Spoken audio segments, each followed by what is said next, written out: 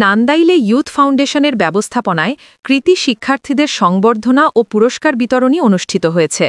শুক্রবার ১৪ নভেম্বর বিকাল ৫ ঘটিকার সময় ইউথ ফাউন্ডেশনের আয়োজনে উপজেলার সিংরইল ইউনিয়নের কচুরি আল মদিনা মাদ্রাসা প্রাঙ্গণে উক্ত সংবর্ধনা ও পুরস্কার বিতরণী অনুষ্ঠিত হয়। এ উপলক্ষে অত্র ফাউন্ডেশনের সভাপতি কাজিমুল ইসলাম কারিমের সভাপতিত্বে ও মাওলানা মোনাব্বির ইসলামের সঞ্চালনায় প্রধান অতিথির বক্তব্য রাখেন কৃষি মন্ত্রণালয়ের অতিরিক্ত উপপরিচালক মোহাম্মদ জামাল উদ্দিন। বিশেষ অতিথির বক্তব্য রাখেন ইউথ ফাউন্ডেশনের উপদেষ্টা মোহাইমিনুল ইসলাম মামুন, সংগঠনের সাধারণ সম্পাদক মেজবাহ উদ্দিন, মাওলানা বাছির উদ্দিন, মাওলানা আনিসুর রহমান, মোজাম্মেল হক, মোসলেম উদ্দিন মাস্টার, আজিজুল ইসলাম, আবু হানিফ সহ প্রমুখ। এ সময় উক্ত অনুষ্ঠানে শিক্ষার্থী, অভিভাবক ও গণ্যমান্য ব্যক্তিবর্গ উপস্থিত ছিল।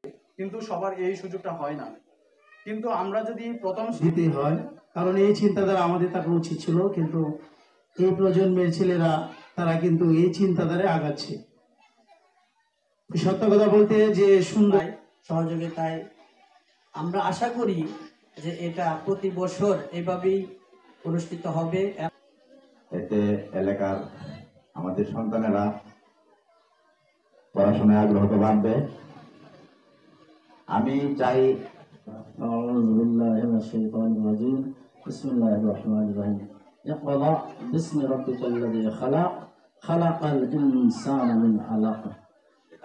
যারা হতদারিদ্র আছে তাদের হাতে, যারা কিছুই কিনতে পারে না ঈদ সামগ্রী, তাদের হাতে খাদ্য তুলে দেয়।